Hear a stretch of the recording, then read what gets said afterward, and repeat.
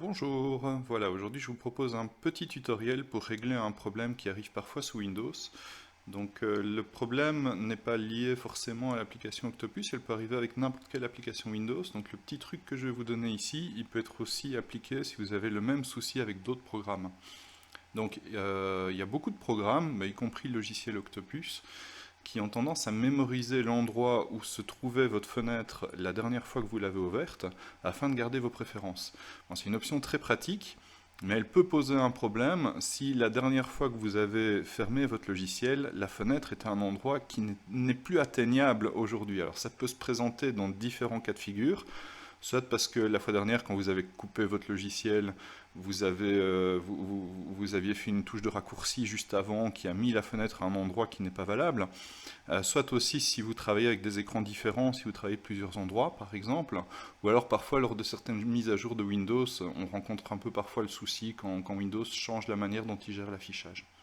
Donc comment est-ce que le problème se matérialise? Avec le logiciel Octopus, qu'est-ce qui va se passer? C'est on va lancer le logiciel Octopus, il va démarrer normalement, donc on va voir l'écran d'accueil apparaître avec la sélection du médecin.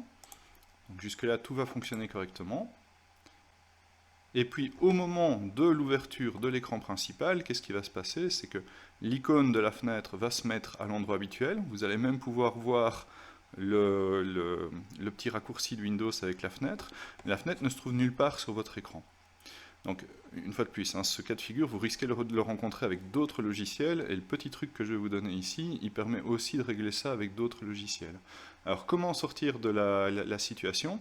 Bien, le plus simple, c'est de bouger la position de l'écran à l'aide du clavier et de la souris. Alors, comment faire? Sur votre clavier, vous avez une touche de majuscule, donc, qui se trouve ici. Ici, je vais l'enfoncer et je vais la maintenir enfoncée. Et une fois qu'elle est enfoncée, je vais venir ici sur l'icône et je vais faire un clic droit de la souris, donc avec le bouton droit, pas avec le bouton gauche. Une fois que j'ai fait ça, vous voyez qu'il y a un menu qui apparaît. Alors dans le menu, vous avez une option ici pour déplacer. Donc ici, c'est l'option qu'on va choisir. Et dès que j'ai fait ça, vous voyez que ma souris, elle est partie tout en bas, elle est partie là où se trouvait la fenêtre, en fait. Donc là, on ne clique plus sur rien, parce que si vous cliquez sur quelque chose, vous allez quitter ce mode-là. Et à partir de là, vous pouvez bouger l'endroit de la fenêtre en utilisant le clavier, donc en utilisant les touches pour aller en haut, à gauche, à droite ou vers le bas. Le problème, c'est que vous ne savez pas où est la fenêtre, donc vous ne savez pas vers où il faut aller. Donc le plus simple, c'est de venir positionner le curseur de la souris bien au centre de l'écran et d'appuyer sur la touche pour aller en haut, juste une fois.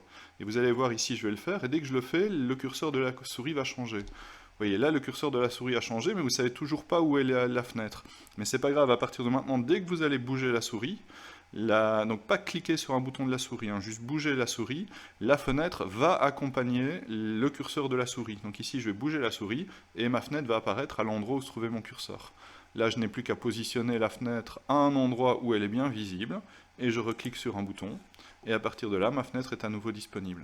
Et comme le logiciel Octopus mémorise l'endroit où se trouve la fenêtre la dernière fois que vous l'avez coupée, si maintenant vous coupez le logiciel et que vous le relancez, la fenêtre apparaîtra à nouveau au bon endroit.